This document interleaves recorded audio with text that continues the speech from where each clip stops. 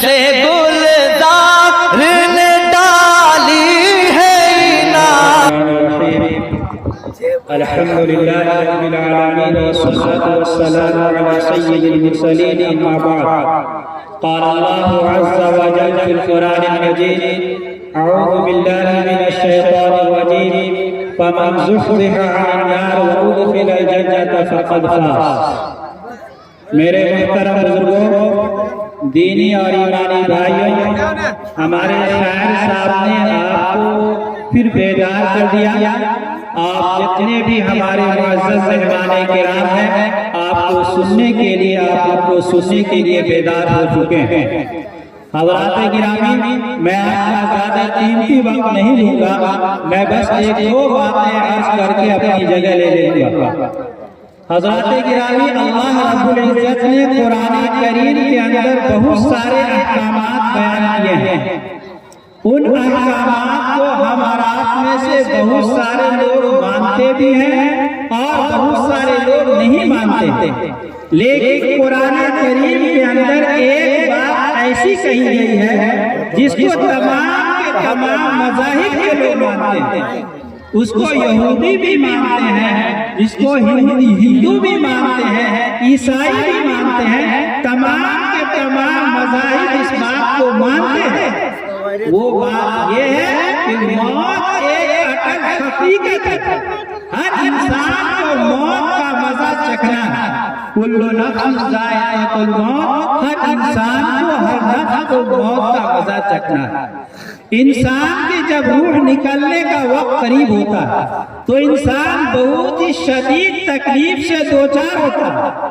یہی وجہ ہے کہ اللہ کے نبی صلی اللہ علیہ وسلم کی بہت ساری دعائیں جو ہے، ان دعاؤں میں سے ایک دعا یہ ہے، اللہم انی علی سکرات الموت، اللہم انی علی غمرات الموت، اے اللہ موت کی شدت کے وقت ہماری مدد فرما۔ انسان کو موت کے وقت بڑی تکلیف ہوتی ہے، شدید تکلیف سے انسان دوچار ہوتا ہے۔ اس لیے حدیث شریف کے اندر یہ آتا ہے کہ جو شخص جانے والا ہے، اس کے آزو بازو میں، ان کے پڑوس میں اگر کوئی شخص بیٹھا ہوا ہے تو وہ ان سے یہ نہ کہے کہ تو کلمہ پڑھ لے، کلمہ پڑھ لے۔ کیوں؟ تو وہ موت کی سختی میں، موت کی شدت میں مبتلا ہے۔ ہو سکتا ہے کہ وہ غصہ میں آ کر آ جائے اور وہ کہہ دے کہ میں نہیں پڑھتا، اور کفر کی حالت میں اس کی موت ہو جائے۔ اس لیے حکم دیا گیا ہے کہ مرنے والے کے بازو میں، قریب میں جو بیٹھا ہو، لَقِّنُوا مَوْتَاكُمْ بِلَا إِلَٰهَ إِلَّا اللَّهُ، اس کے بغل میں، پڑوس میں بیٹھے ہوئے شخص بلند آواز سے لا الہ الا اللہ خود سے پڑھے۔ ہو سکتا ہے کہ اس کے پڑھنے کی وجہ سے مرنے والے کی زبان پر کلمہ جاری ہو جائے اور ایمان کی حالت میں کلمہ پڑھتے ہوئے اس دنیا سے وہ جائے۔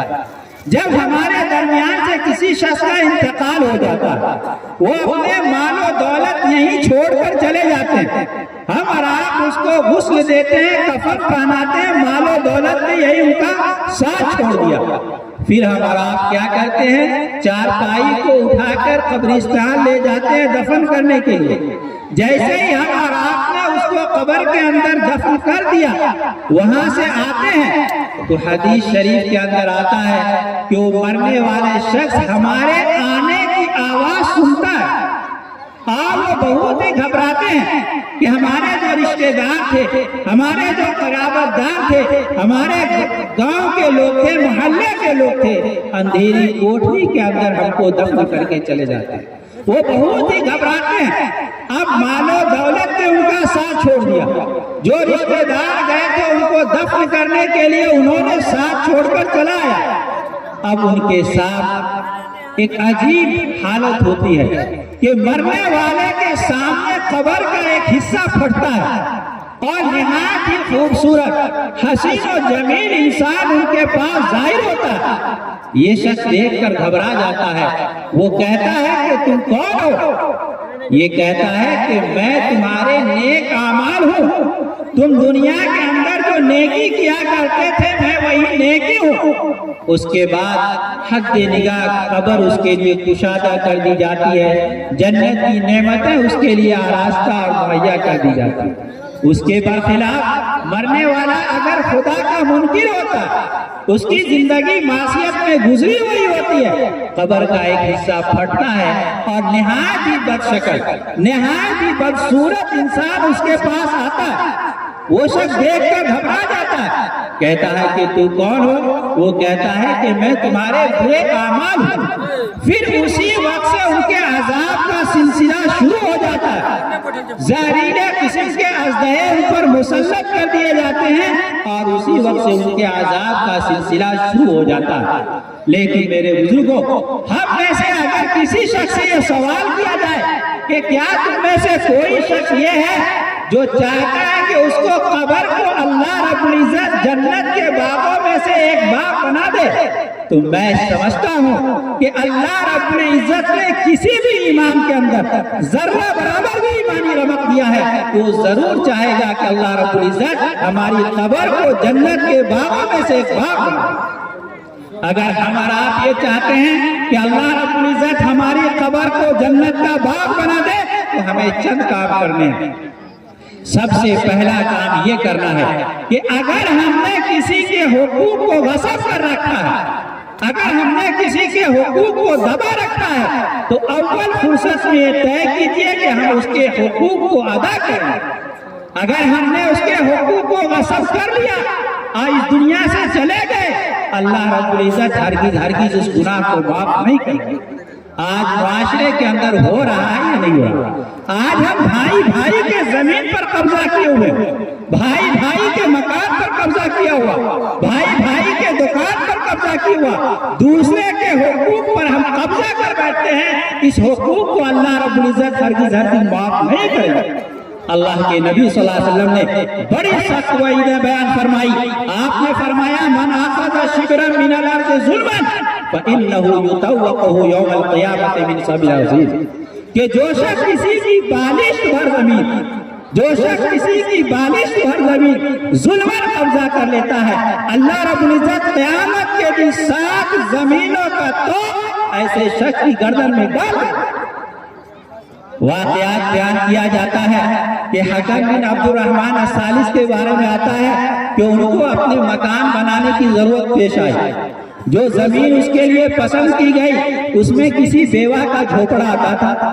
ان سے کہا گیا کہ قیمتاً یہ زمین دے دی جائے، لیکن اس بیوہ نے معذرت کر لی کہ ہمارے پاس اس کے علاوہ کوئی زمین نہیں، ہم نہیں دے سکتے۔ بادشاہ نے اس بیوہ پر ظلم کرتے ہوئے جبراً اس زمین پر اپنا محل بنا دیا۔ بیوہ بہت پریشان ہوتی ہے اور وہ قاضی کے پاس شکایت لے کر جاتی ہے، روتی ہے، گڑ گڑاتی ہے، ہمارے پاس زمین کا ایک ہی ٹکڑا تھا اور بادشاہ نے ہمارے اوپر ظلم کرتے ہوئے اس پر اپنا محل بنا لیا، تو انصاف دلائیے۔ بادشاہ قاضی کہتے ہیں کہ ٹھیک ہے، تم ابھی جاؤ، کسی مناسب وقت میں انصاف کرنے کی کوشش کروں گا۔ جب محل بن کر تیار ہو گیا، بادشاہ سلامت اپنے محل کو دیکھنے کے لیے جاتے ہیں۔ اسی وقت قاضی ایک بوری لے کر بادشاہ کے محل میں پہنچ جاتے ہیں اور عرض کرتے ہیں کہ بادشاہ سلامت، ہم کو ایک بیڑی مٹی کی ضرورت ہے، آپ ایک بیڑی مٹی عنایت کر دیجئے۔ بادشاہ نے کہا کہ ٹھیک ہے، لے لو۔ اس نے مٹی بھر لی۔ اس کے علاوہ پھر اس قاضی نے کہا کہ آپ اپنا دستے مبارک سے ہمارے سر پر اٹھا دیجئے۔ اس بادشاہ نے مذاق سمجھا، اس بوری کو اٹھانے کی کوشش کی، لیکن وزن زیادہ تھا، ان سے ذرہ برابر بھی نہیں اٹھ سکا۔ فوراً ہی قاضی نے جواب دیا کہ بادشاہ سلامت، آج آپ ایک بوری مٹی نہیں اٹھا سکتے، کل قیامت کے دن وہ بیوہ جس کی زمین آپ نے ناحق قبضہ کر لی ہے، 7 زمینوں کا توق اللہ رب العزت آپ کی گردن میں ڈالیں گے، تو اس وقت کس وقت برداشت کریں گے؟ کس طرح سے برداشت کریں گے؟ اس برمحل بادشاہ جواب کا بادشاہ پر بہت ہی اثر ہوا اور فوراً وہ محل اس کے لوازمات سمیت اس بیوہ کے حوالہ کر دیتے۔ میرے بزرگوں، یہ دنیا دار البقا نہیں ہے، دار الفنا ہے۔ یہاں انصاف ہوتا ہے، یہاں سینہ زوری، رشوت اور سفارش نہیں چلتی۔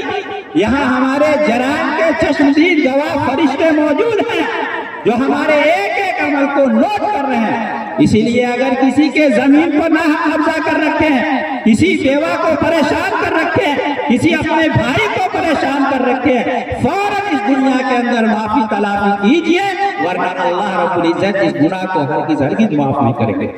اگر ہم اس دنیا کے اندر اپنے بھائی کے حقوق کو ادا کریں گے، اللہ رب العزت ہماری قبر کو جنت کے باغوں میں سے ایک باغ بنا دے گا۔ اگر ہمارا آپ یہ چاہتے ہیں کہ اللہ رب العزت ہماری قبر کو جنت کے باغوں میں سے باغ بنا دے، تو پھر دوسرا کام یہ ہے